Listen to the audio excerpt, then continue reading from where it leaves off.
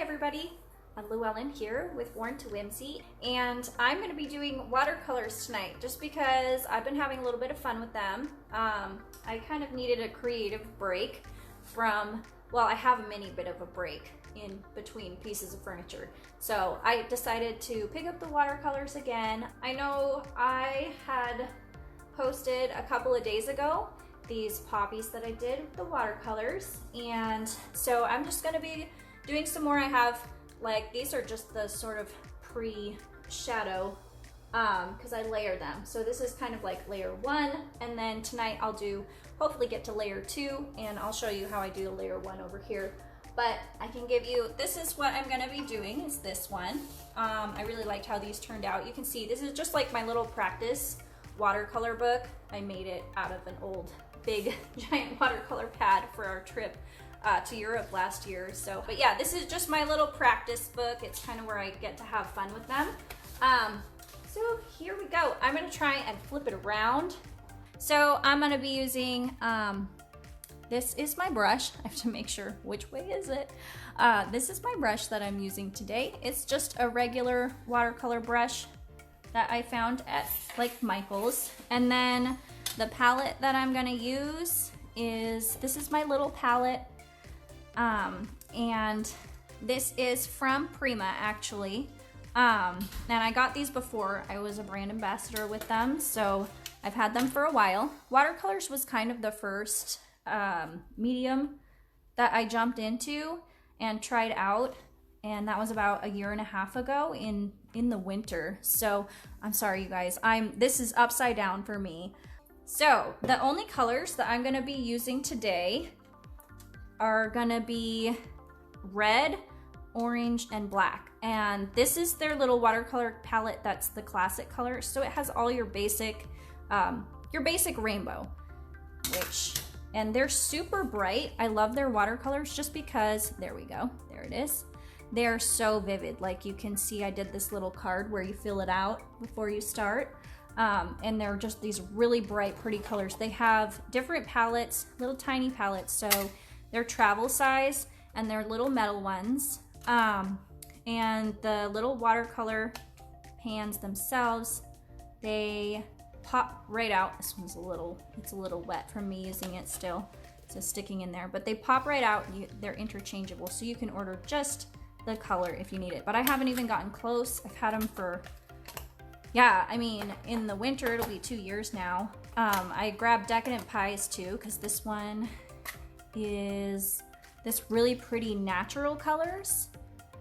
So I figured between the 3 of them, I could accomplish what I wanted to get. So watercolors are harder for me. You have to be a little more withheld because you can't go over the top of them like my lovely acrylics. So I have to push myself to use them, which is good, you know, gets me out of my little box. And so basically I'm just gonna do some sort of flower shapes in here. And that might be a little bit dark for your first layer. You can see I did those a little lighter so that I can go back in, but I'm not doing anything crazy with the first layer. I'll just kind of, let's see, we'll have a petal here and a petal here. And you can even go back in if you rinse out your brush and then kind of squeeze it dry, and you can lighten areas that you didn't want so much color just using the water. So you see how that kind of took some off. Another way to go about it with the watercolors, let's see if I can get my brush clean. My water's a little bit pink. This is just the red so far. I didn't add any orange. Another way to go about the watercolors, I'll grab a clean brush, is to just put some water on your paper. And you might see a hint of color, but you can do it with just water. I don't know if you guys can see this at all. I will move it down a little. So you just do the water coat and you can let it soak into the paper. You don't need to let it dry out. And then what you'll do is you'll go pick up some of that color that I have mixed right here, and you just put it wherever you want it on that water. Just super light, and it'll spread all through the water, but you'll have darker areas, and you can kind of play with it that way and pull it around. So if I wanted like a really light petal in the background, almost like see-through or translucent looking, you could do it this way. And you can come back with just water and kind of, you can play with it and move it around.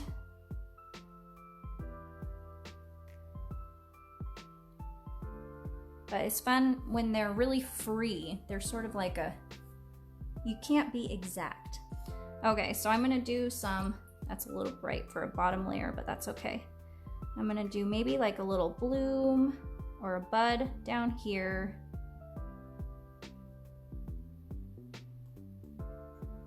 And I kind of was trying to get the whole page. And I'm just doing some really basic flower shapes. I didn't want to have anything too structured yet, because the first coat you can layer right over it, and every layer that you go back and do, it'll get darker and darker. So you can see the poppies are always kind of a cup shape. So I was trying to achieve that, and it's really fun to practice with. The only thing is I can't go back and correct it. So you just run out of paper real quick. You go through paper. Okay, now I'm gonna go into some of these and add in my second coat. So I'll move them over in the center here. So this one I did a second coat so that you guys can, I'll do a third one on it. And I wanted to come in and do this one. And I don't even know a whole ton about watercolors. I feel like I learn so much every time I watch someone use them. But the second coat always darkens. So you guys, this is gonna be like a really basic tutorial here. But they're fun, you know? So I figured I'd come live and say, hey, this is kind of how I got it. And I'm not gonna be exact with my second coat. I'm just gonna kind of be really light. Maybe add in some little wispy lines. And you can see, it's already bringing that one petal to life. And what I did here was, while it was wet, maybe I'll go back over to this other page, because I almost forgot to do this for you guys. While it was wet, I added just this little dot of black in the center, and you can see how it just kind of like, poof, spreads out on its own, and it makes this little darker area. And that would be the middle of the flower, and then you can kind of have pick where you want your stem to be coming down.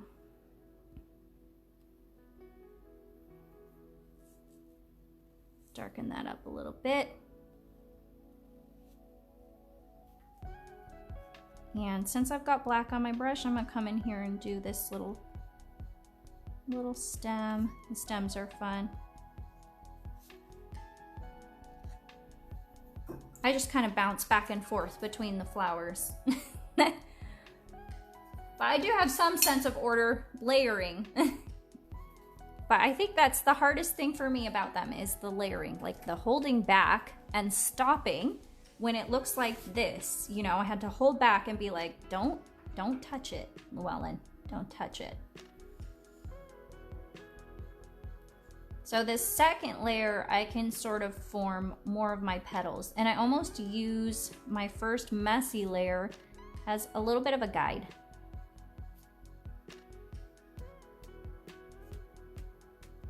And I'm still leaving some areas light just to show depth. And I'm using the red and the orange, and then the black. So for this one, I think I'm gonna have it like wide open. And I know they can have some really big like cup petals.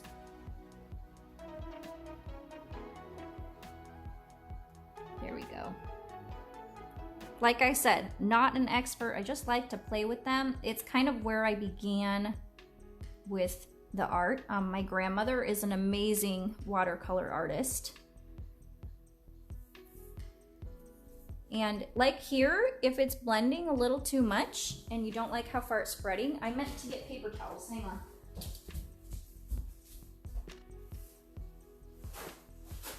So you can kind of fix some of your oopsies. Like maybe, I don't know, it usually dries a little bit lighter, but I didn't quite want as much of that black. So I kind of can go in and pick up a little bit of it and then go back in with some red. But it does make for a really loose style painting. Like, you don't have to worry about it being too perfect, that's for sure. Not with these flowers, at least. Okay, so I'm gonna come in here, maybe add some definition to this one.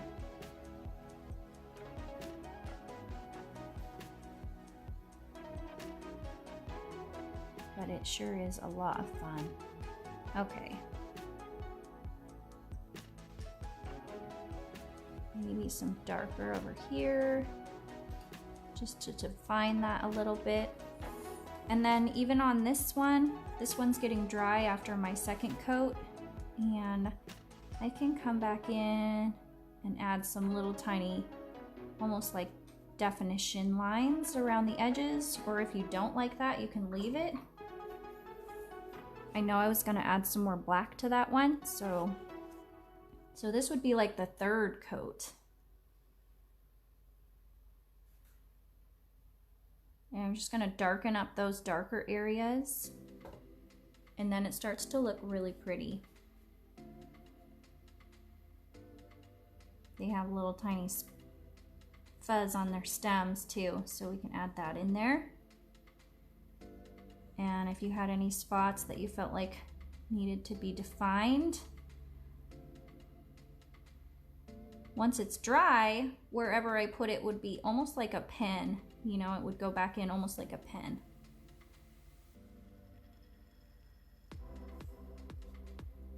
There we go. They are looking pretty. They almost look, this one almost looks like a Hawaiian flower. You never quite know how they're gonna turn out. So I'm just mixing my wash. I get a little more water in there. It got a little heavy. And I have, this one's a little more watered down. There we go. All I have to do is add some more water, and that one's a little thicker. And they're both a bit orangey. So yeah, just keep going through it, play with it. It never has to be perfect. I think it's that up, when I do the top, it starts to look like a Hawaiian flower. We'll see if I can keep them looking like poppies once I get all that black in there. There we go.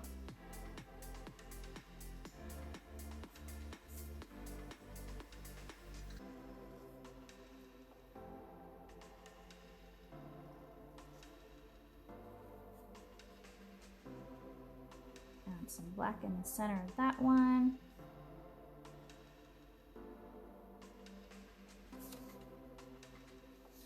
Let's see. Move that stem in a little different spot. There we go.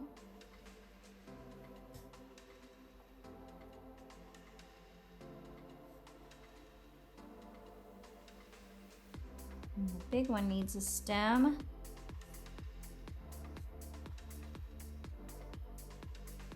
And this one needs some more petal stuff. So I'm gonna go in with my red again. Oh, got it mixed up with the black.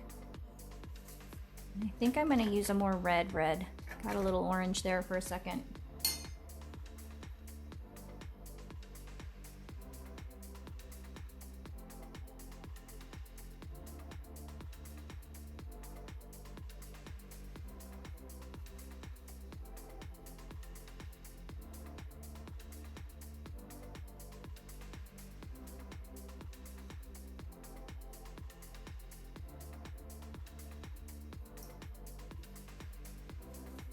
And you can come back over it with like a third or a fourth coat. It doesn't even, you know, it's totally up to you when you decide you're done.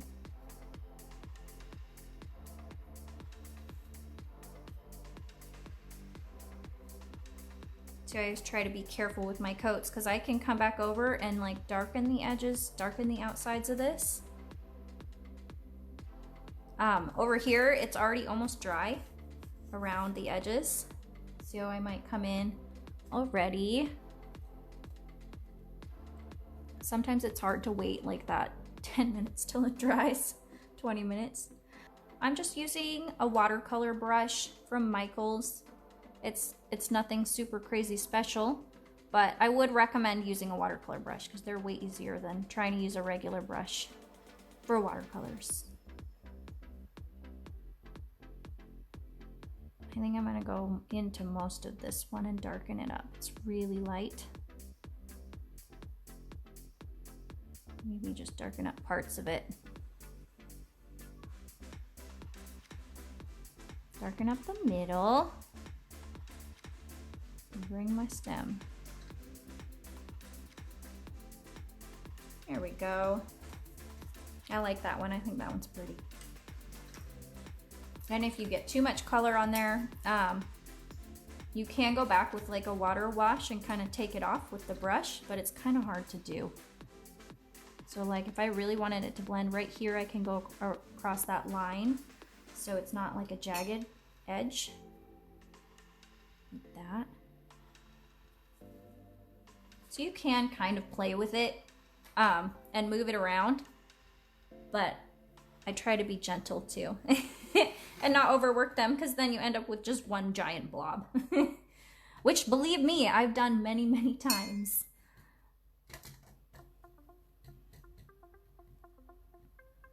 I'm gonna go on this one.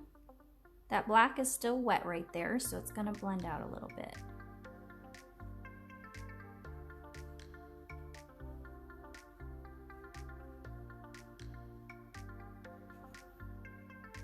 And on my first page, I kind of did like a bunch of different styles just to see which one I wanted to use. And I kind of liked them all being there, so.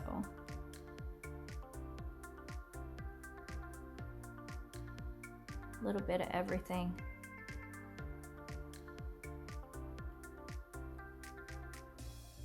This one looks like a little blob.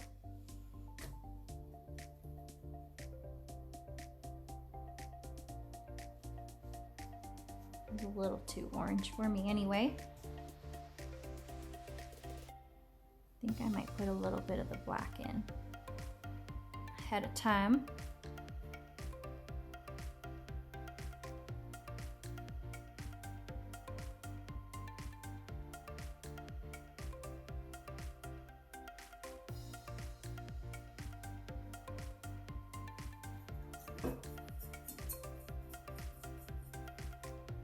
And then, man, I'm actually close to done with some of these. Some of them I might go back in and fix up a few things.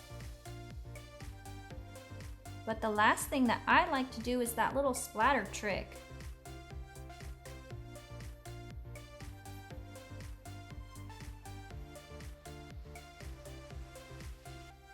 I'm gonna clean up this one a little bit. My big old Hawaiian one. See what I mean by overwork it though? I went in with some water and it just spread it all around because it's still a little wet. Okay, so the last thing that I would do, and they're quick, I feel like they're much quicker than all my layering, my normal layering. The last thing that I would do is I'm making that red color wash, and I'm gonna make a black one too. Probably just grab another brush to do that really quick. But I like to do the like water splotches on them, and I just feel like it always gives them a little bit something. Not everybody has to do that, and not everybody likes to do that, but I like it. You see how it looks a little spray? So pretty.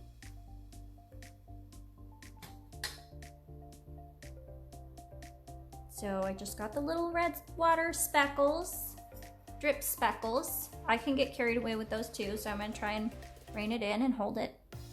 There we go. Let me get the black. I'm gonna do some black ones too. There we go. And I don't want too many of the black ones. I'm trying. There we go, so I don't cover my flowers.